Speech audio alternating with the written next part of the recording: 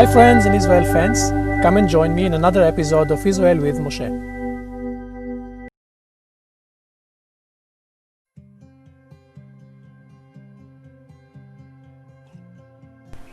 Who's fighting who in the Middle East?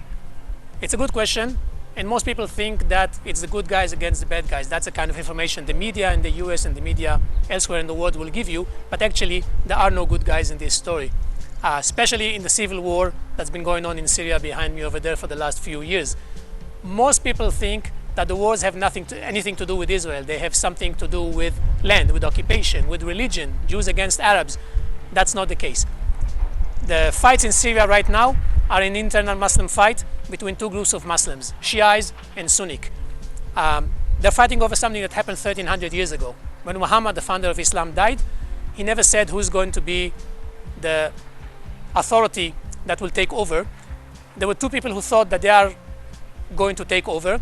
One of them was asked to come meet the other in a place called Karbala in Iraq. He was ambushed and murdered. The followers of this man pulled out of Islam, created something called Shia, and they think that the leader did not die. The leader disappeared. He will return, and once again they will take over the right place and control Islam.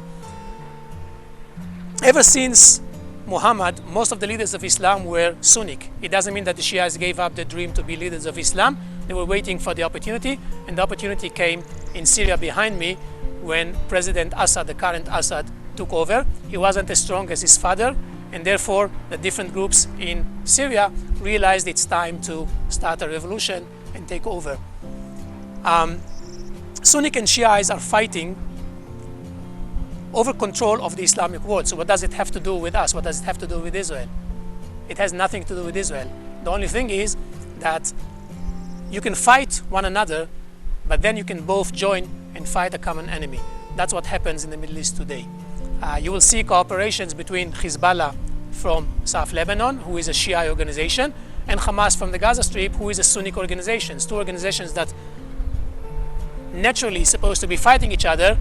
They hook up and they join forces to fight against Israel, influenced by Iran, who's the biggest Shia country in the Middle East, because Iran wants to have control over the Middle East.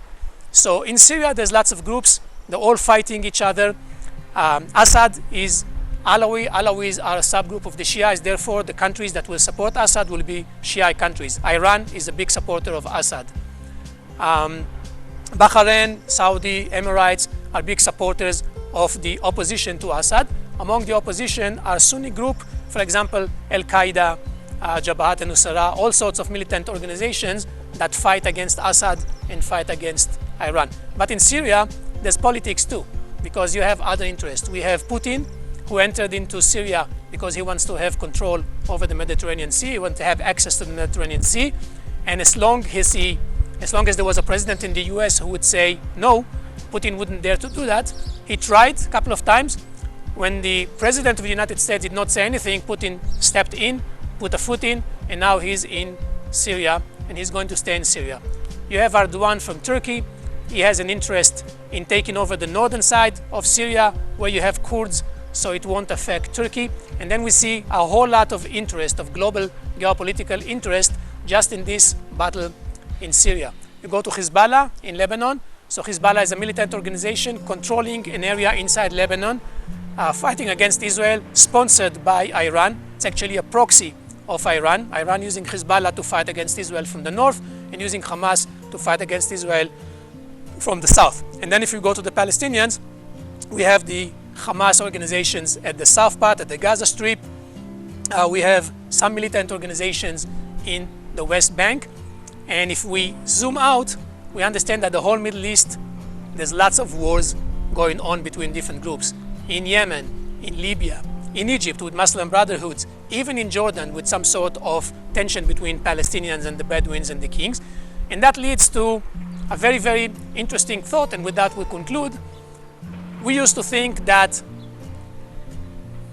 there will never be a relation between Saudi Arabia and Israel. Actually, the way it seems now is that the biggest enemy for Saudi Arabia is Iran, and the only country in the Middle East that can help Saudi Arabia against Iran is Israel. And so we might find ourselves in a situation in a year or two from now, where we will have diplomatic relations between Saudis and Israel just as a common effort against Iran. So an update to what we spoke about the geopolitical situation in the area.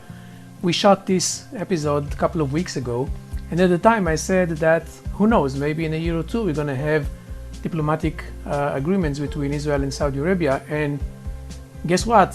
Here we are a couple of weeks later, and Israel just signed peace agreements with United Emirates, with Bahrain.